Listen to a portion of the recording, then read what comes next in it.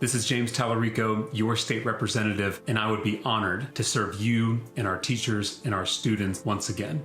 I know this pandemic has been hard on our community. Kids are behind, teachers are in danger, district budgets are unraveling, and as our economy declines, our state government will try to save money by cutting funding to our public schools. We've seen this before.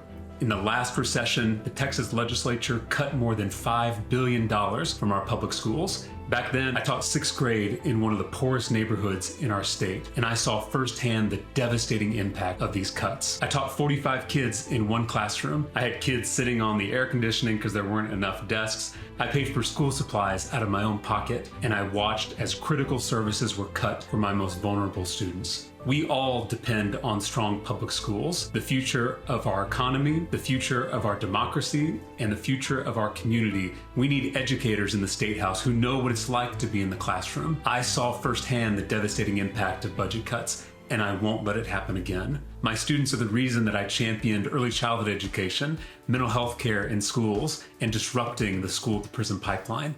My students are the reason that I worked across the aisle with my Republican colleagues to pass historic school finance reform that invested almost $12 billion in new education funding into our schools. Funding our schools is the bare minimum. If our students are going to fulfill their potential, they need us to go beyond the classroom and ensure they have clean water to drink, clean air to breathe, a doctor they can visit when they're sick, and a high-paying job that they can build a future on.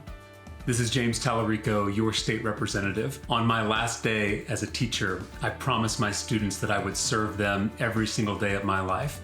And with your help, I'll keep that promise.